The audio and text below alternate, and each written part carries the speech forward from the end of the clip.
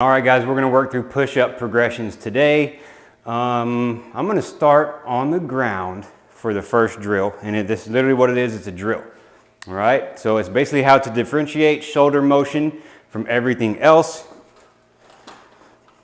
And we will simply start in the push-up position. All right, and all I want you trying to get your athletes to do is solidify this position by having a arched, kind of a neutral back, a little bit of an arch in there. We don't want it to be sagging, okay? So hips should be higher than what you think.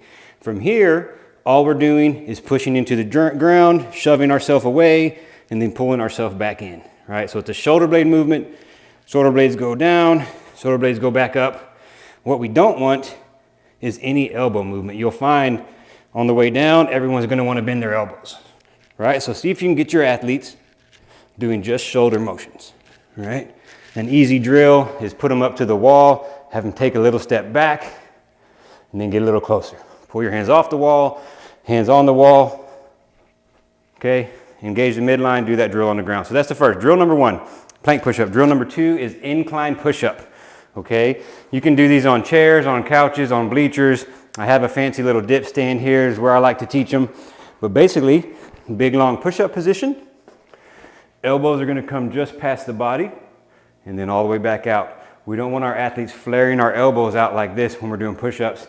They can be wide, but we don't want them to be too wide. So kind of 45-degree angle or less, all right?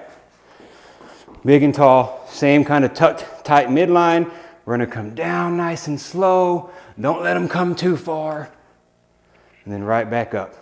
Push-ups should all be slow, especially these easy incline push-ups.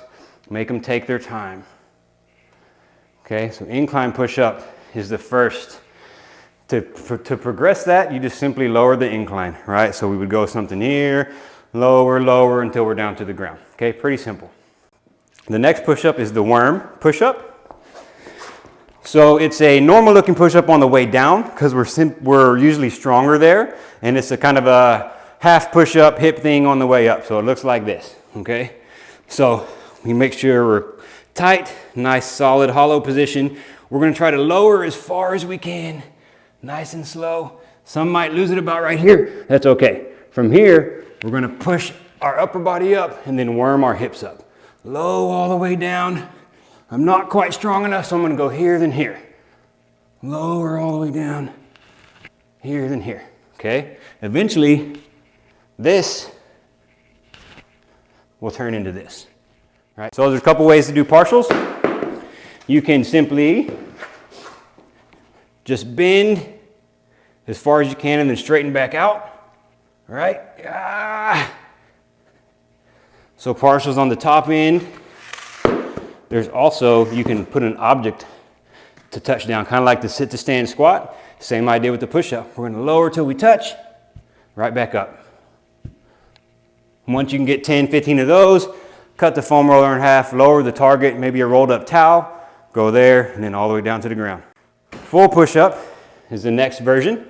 And basically our goal is to be chest on the ground, hips just barely off of the ground, straight up and down, no change in spinal position, right? So I don't want to see that. I don't want to see that anymore. Even on the way down, I don't want to see any of those, right? Okay, so everything nice and tight, touch, all the way back up. We're gonna make the push-up harder by slowly getting our feet and our body weight up above us, okay? So the next level, once you can do 10, 15, 20 push-ups, we'll throw our feet up on something. Everything is the same, except we're probably not gonna be able to get our chest down to the ground. That's okay. Elbows past the ribs is plenty.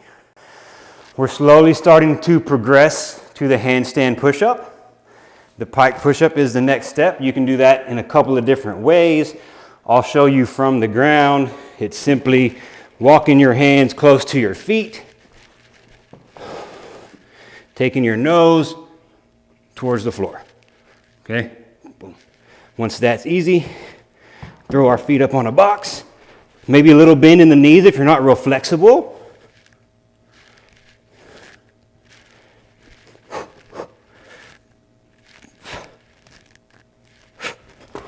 Okay, working towards that upside down vertical press.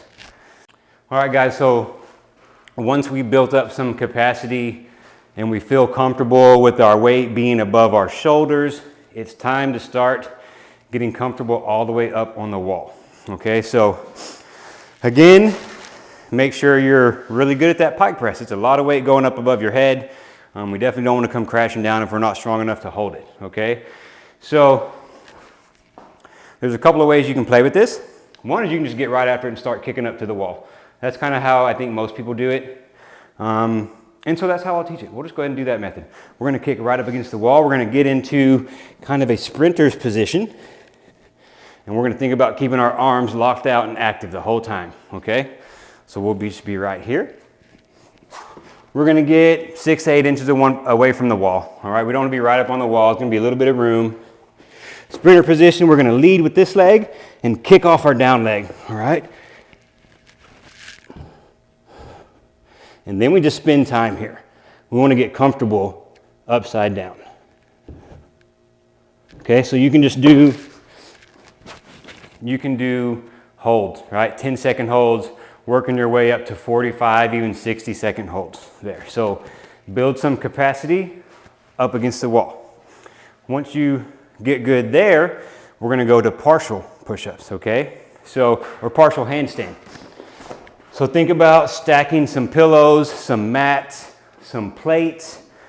I think this ball may work for me. This is a really tall ball. We'll just see how it goes. And you can see I'm not going to get down very much, but that's kind of what it looks like, right? Stack some stuff up, bend the elbows, like, yeah, I got that, good. We'll move targets. As you get better, the target gets shorter, just like the squats. Right, touch your head, straight back up. Once you can do 7, 8, 9, 10 of those, you're ready to go down to the floor. Okay? Okay, so we've been working through some of the partials. You feel pretty comfortable going down almost to the floor. Now we work on eccentrics. Okay, so we just work on the pure lowering phase all the way to the ground. So you kick up and you simply lower down. We're not quite strong enough to press up, kick down, start back over. Okay, so those eccentrics kind of work in line with the partials. Do your partials for full reps, touch your head, go back up. At the same time you're working on the partials, you can also work on those eccentrics, right? So making sure you're able to lower, slower and controlled all the way through the range of motion before you can even press up out of it. That's okay. And so last but not least, obviously you work through the progressions. Now you're ready for full handstands. Again, up against the wall, kicking up, head touches, right back up. You can use your legs if you want. Those are our push-up progressions from easiest to hardest. Play with them as we put them. Hit us up if you have any questions. All right, we'll talk to you all next time.